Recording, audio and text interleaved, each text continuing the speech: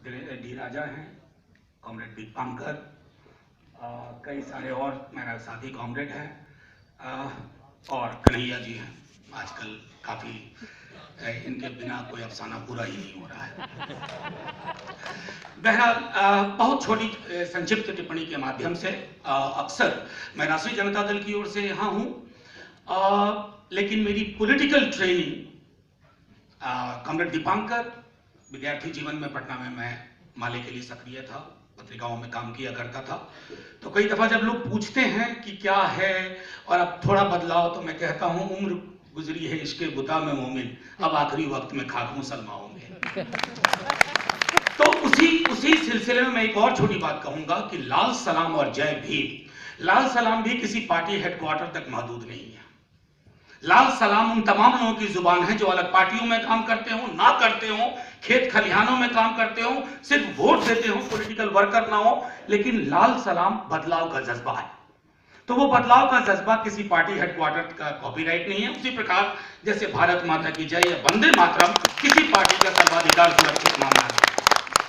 इन दिनों जो सबसे खूबसूरत चीज हुई, लेकिन वह उससे पहले कन्हैया तभी जेल से बेल पे वापस नहीं आए थे, मैं जेएनयू गया था, एक संक्षिप्त अपनी टिप्पणी की थी।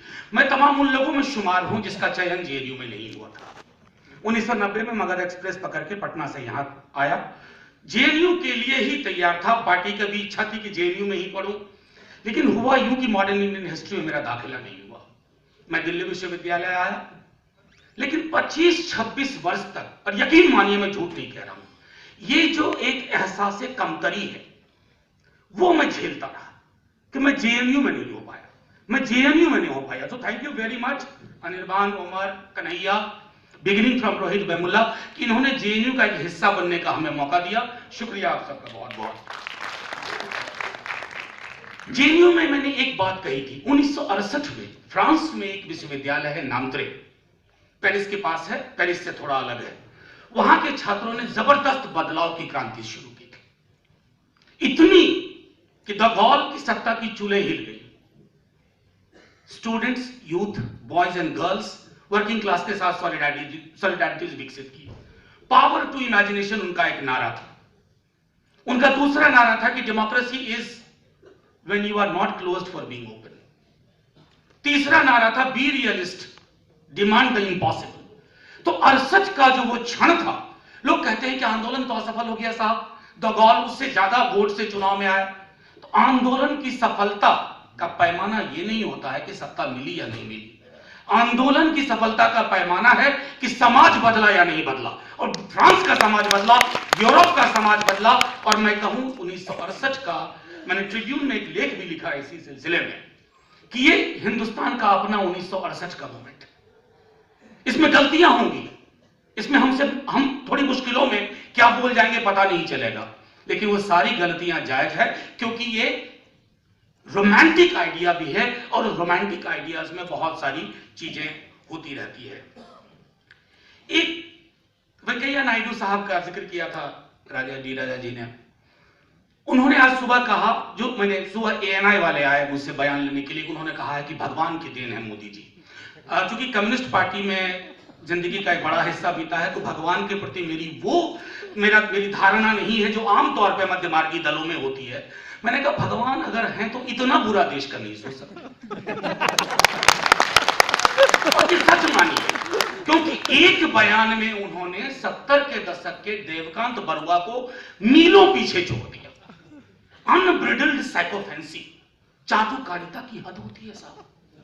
अरे आप अगर आपके मंत्रिमंडल में बरकरार रहने के लिए अगर इसी तरह के स्वर की आवश्यकता है, तो कम से कम टेलीविजन पर मत बोलिए। उनके पास जाके 100 बार कान में उनके बोलिए आप महान हैं, आप भगवान की देन है, कहते रहिए। लेकिन जब आप लोक विमर्श में ये बात कहते हैं, तो मुल्क, पूरी दुनिया में देश की साख क्या होती है, इसको एक बार सोचिएगा। क्योंकि 40 वर्ष पूर्व जिस व्यक्ति ने कहा था Indira is India and India is Indira, उस दौर में क्या हुआ था हम सब जानते हैं।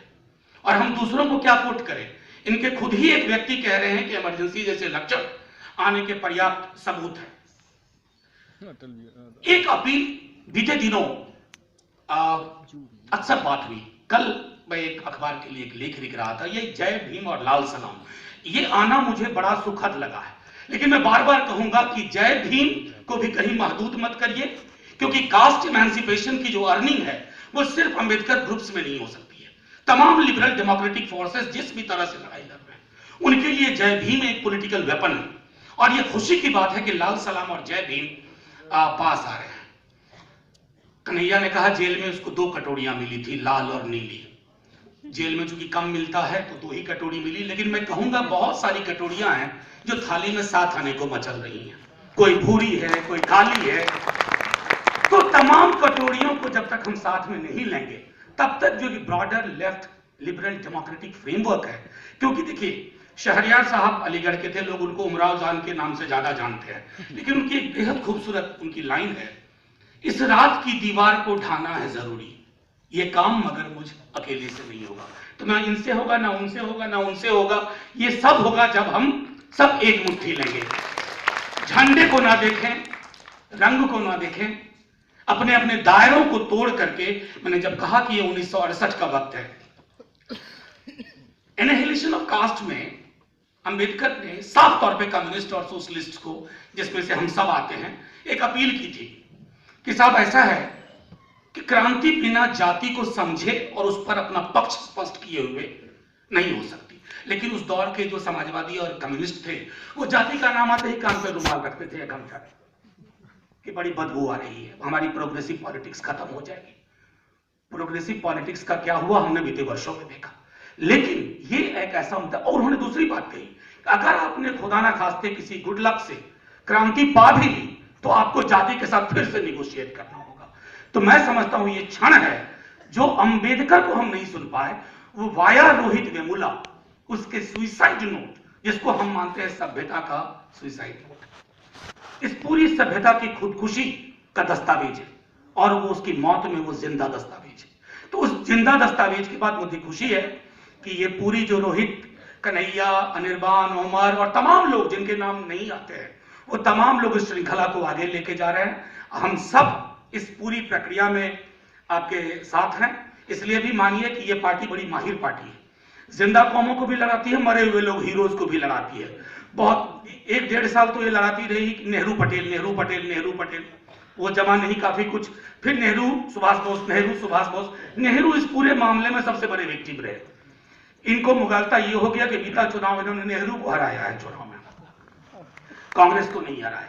लेकिन नेहरू के साथ तमाम मतभेद के बावजूद हमें यह मानना होगा कि जो एक नेहरूवियन पर्सपेक्टिव था इस मुल्क का, उसकी छाप कम्युनिस्टों के बीच में भी दिखती है, सोशलिस्टों में भी दिखती है, और तमाम लिबरल डेमोक्रेटिक फोर्सेस में दिखती है। सिर्फ एक गुजारिश होगी कि नेहरू को भी कांग्रेस के सर्वाधिकार सुरक्षित से आजाद करने की, तो ये मूलतः कई सारी आजादियों की लड़ाई है।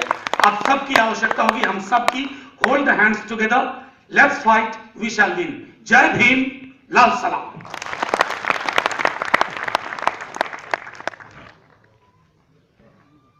शुक्रिया मनोज जी।